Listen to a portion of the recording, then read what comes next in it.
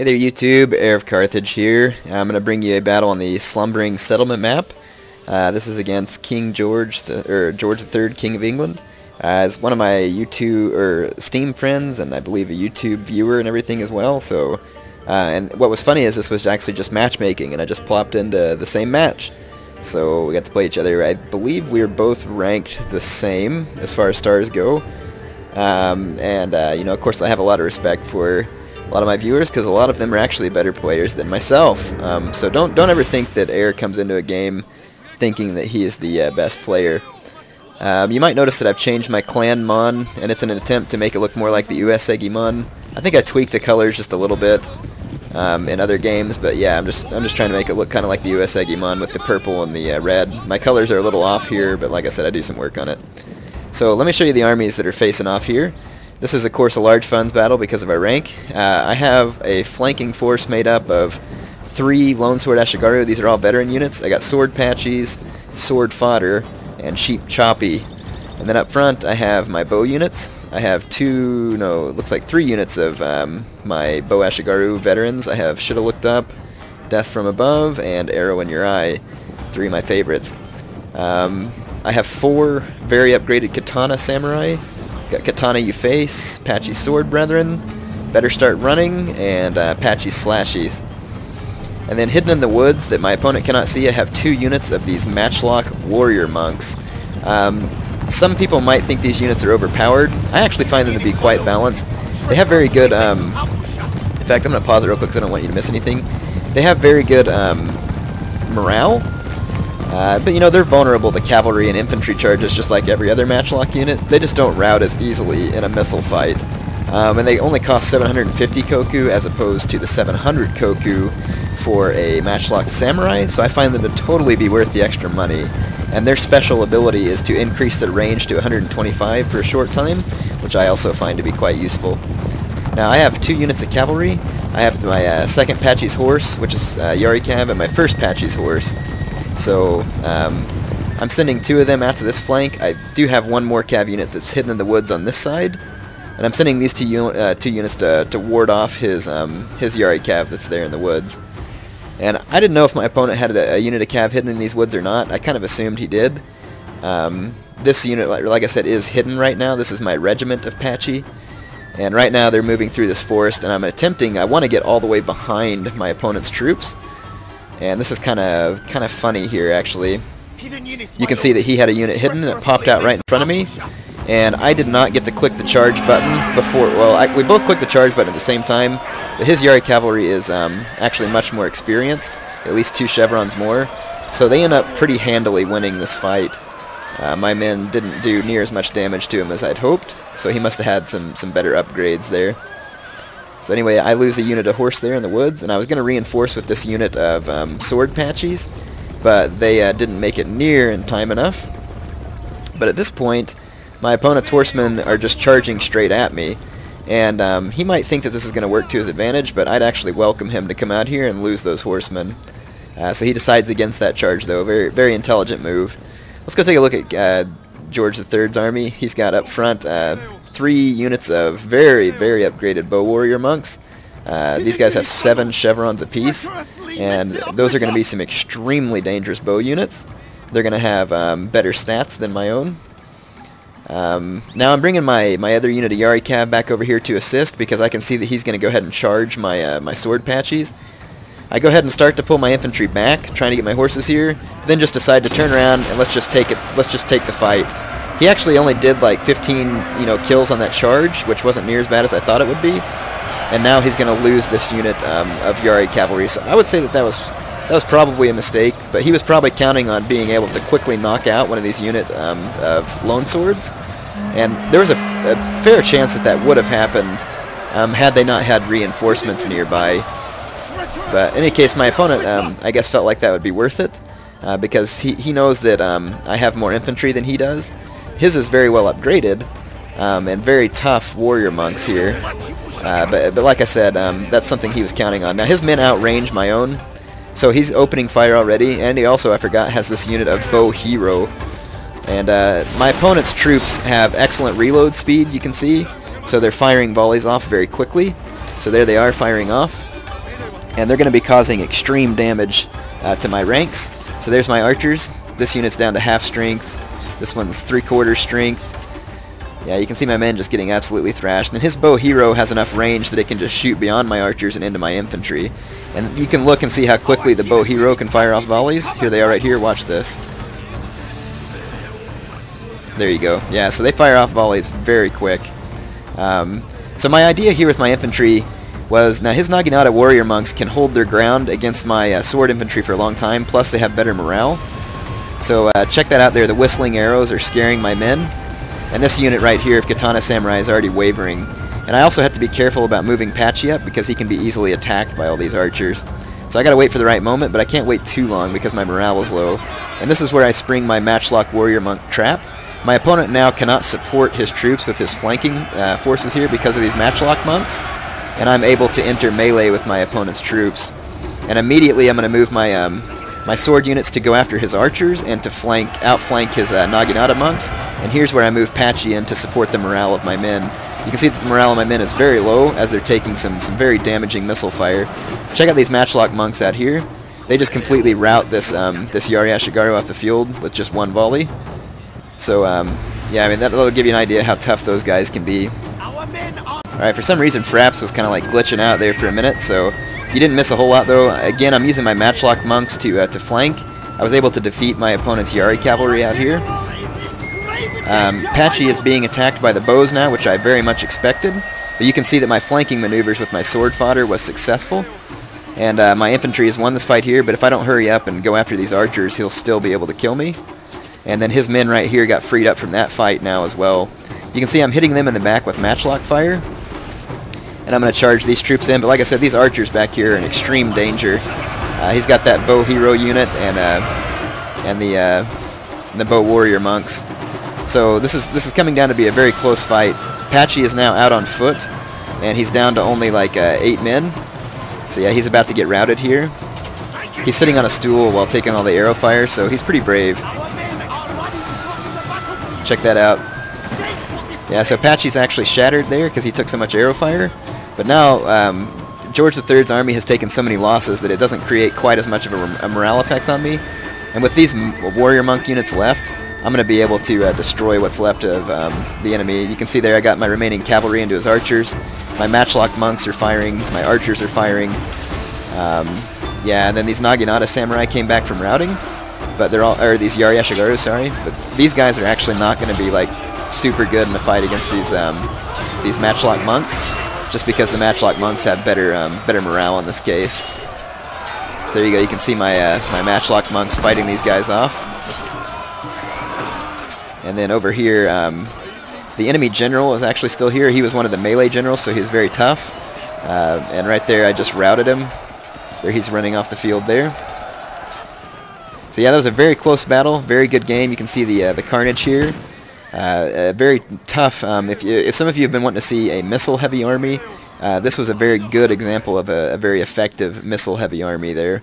You can see the kind of damage it did to my line, so even though I had a very superior number of infantry, just because of the quality of the missiles of my opponent and his good cavalry, he was able to defend his good missile troops and cause an extreme amount of damage with them. So great game to George III of England. Hope you enjoyed that match, and I've got one more for you. Alright there, YouTubers. Eric Carthage back with one more battle for tonight. This is on the Yamasaki Choke Point map. Here's my opponent. It's Mr. Locks. You can see his army over there with the brown banners. I think I've tweaked the color a little bit on my banners, trying to look again more like the Uesegi banner. I've got 2 units of Bow Ashigaru. I have Aim for the Groin and Death from Above. And then I've got 3 of my my powerful Katana Samurai here. Actually, one of them is a rather new unit that I'm using. It's Katana UI. And then I have Sword Fodder, Sword Patchies, and Cheap Choppy. Those are my, I like bringing these lone sword units for flanking maneuvers and stuff. Then I have 2 units of Matchlock Ashigaru. I kind of like bringing the Matchlock monks just due to their morale. But I'm also trying to rank up some of these Matchlock Ashigaru so that I can try and get the fire by rank with them, just to see how effective it is. The thing is these Matchlock Ashigaru have terrible morale. But yeah, anyway, once they get upgraded, they end up having the same reload speed. Not quite the same accuracy as the warrior monks, but at least the same reload speed. But again, the morale is the big trouble with these guys. But these are my Patchy's Got a Gun. And if I could entitle this video or this battle anything, it would be When Patchy's Got a Gun, You Best to Keep Your Distance. And you'll see why I'm titling that. And here, of course, is the head Patchy. Somewhere in here. Yeah, there he is. And here's my other unit. That's my Patchy's Rifles. Now let me explain what's going on here. I haven't fast forward because this battle's quite long. And I'm going to kind of fast forward until we get closer to the action. My opponent has 4... well, yeah, I say that. Yeah. Well, actually, it looks like 3 Bow Ashigaru. I thought he had 4. No, he's only got 3 Bow Ashigaru to my 2. Mine are upgraded, though. I could have sworn he had 4. I must be dreaming. Yeah. I thought he had 4, but he's only got 3 to my 2, but mine are upgraded, so I'm hoping to take advantage of that. His infantry consists of, let's see, Katana, Katana, Katana. He's got 3 Katana, 4 Katana Samurai. Looks like he's got, if I remember right, he has 4 Yari Cavalry, no upgrades, and then he's got 2 of these Yari Samurai with no upgrades as well. Yes, that would be the correct army composition. Yep. Okay, so 4 Katana Samurai, 2 Yari Samurai, 4 Yari Cav, 3 Bow Ashigaru, and then his avatar. Now here, let me explain what I was doing. I was arrayed against my opponent right here, straight across from him, but he managed to capture the archery building and this shrine up here that increases his morale, and all I have is this stupid building that increases your stamina. Not a big fan of that one. So what I did was, since my opponent was very intent on not attacking me, and this is another one of those things where you should take the initiative, he had more bows. He could have attacked me and held me in place and attacked me while I had this lower ground. He also could have attacked me while I was moving in order to take advantage of my disarray. And both of those would have been great opportunities for him to outflank my cavalry, or to outflank my army with his cavalry, and probably be able to defeat me if he acted quickly and decisively. My opponent, though, again, was playing very defensive, very much scared of my army, probably just due to all the upgrades that I have. But he should have taken advantage of that. When you're bringing a numbers army, you have to be able to know when and how to strike decisively to use numbers over over quality. Eventually I'll bring you a battle where I win with numbers rather than quality.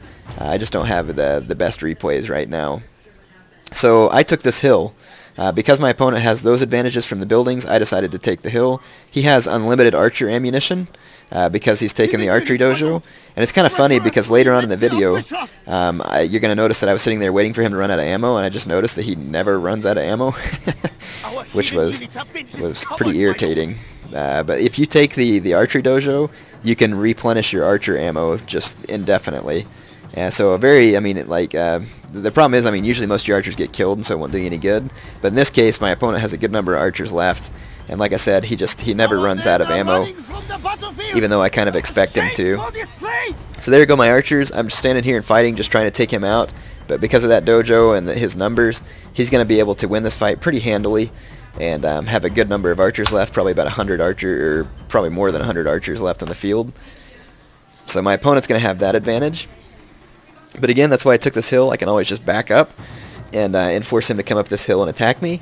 And so that was understanding that my opponent had taken a tactical advantage by taking these 2 buildings.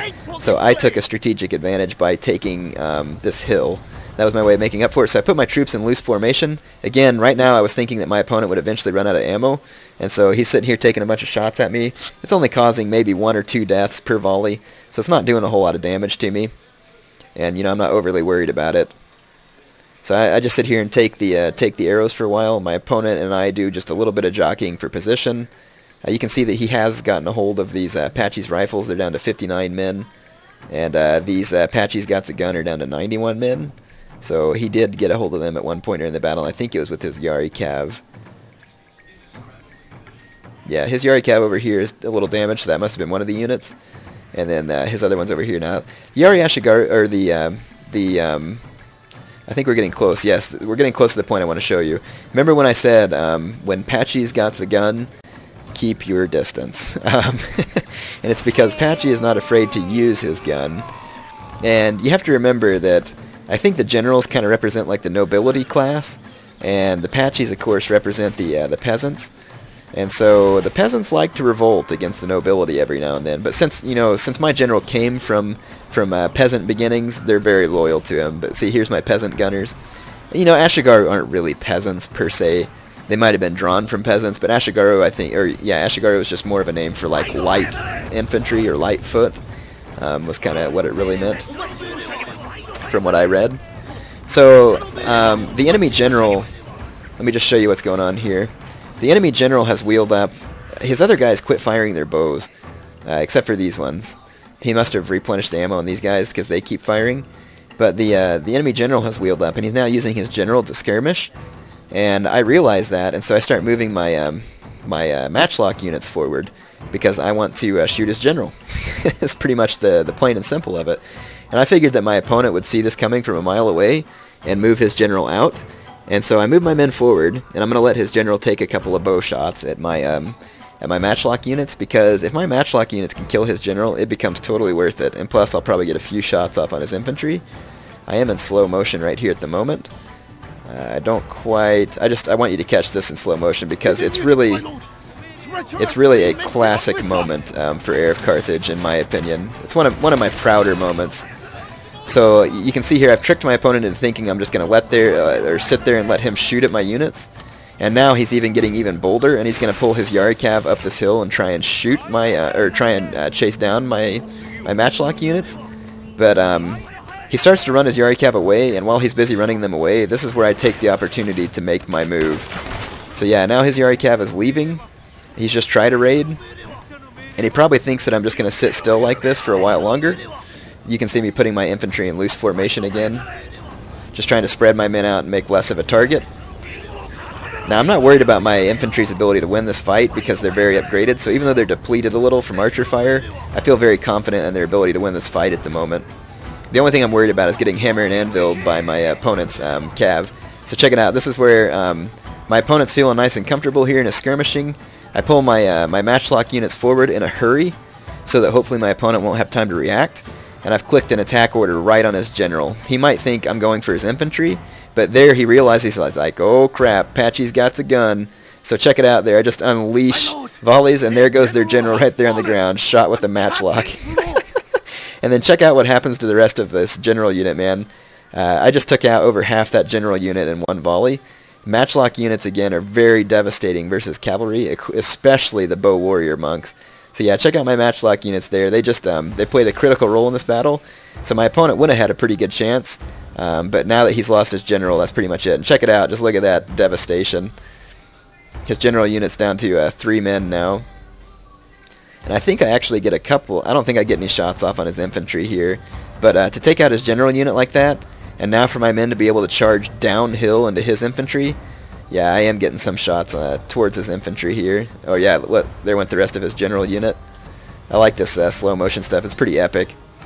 So yeah, now his men have to charge uphill into my infantry, and my infantry is very, very qualitatively superior. Here I'm charging all the way down the hill with my patchy slashies.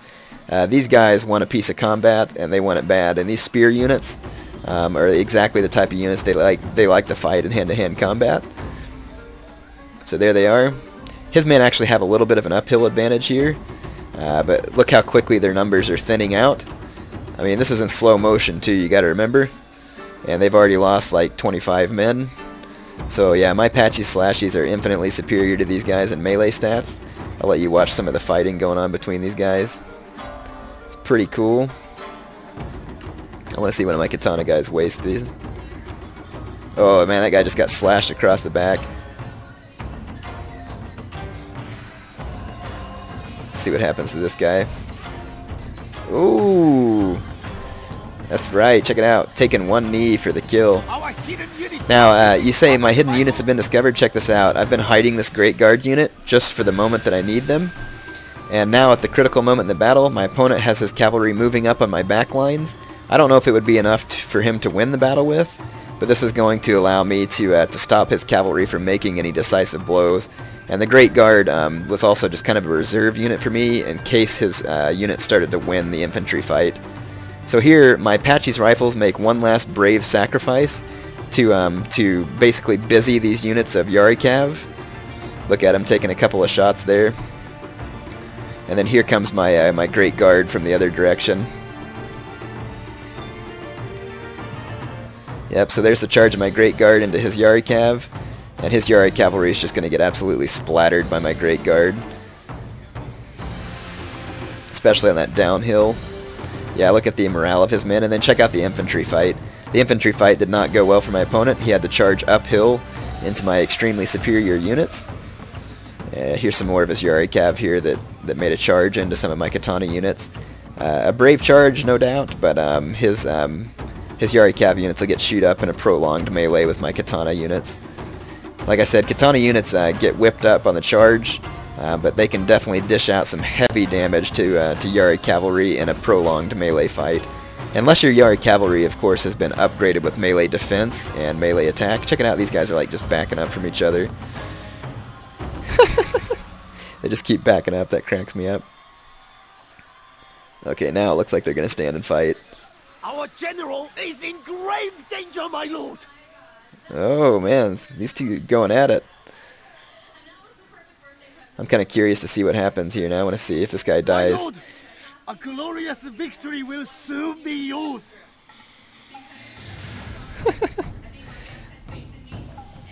Still going at it. This guy hasn't died. He probably won't. Watch, he'll get away. I've been watching him the whole time. Yeah, see, he's one of the ones that lives. There's my Great Guard chasing down some of his routing troops. Any case, good game to my opponent. So remember the lesson here. When Patchies get guns, make sure your general keeps his distance. I just showed you here another great use for Matchlock units, and that is when your opponent actually accidentally lets his general get too close. Make sure and take care of that. Or else you're liable to get shot.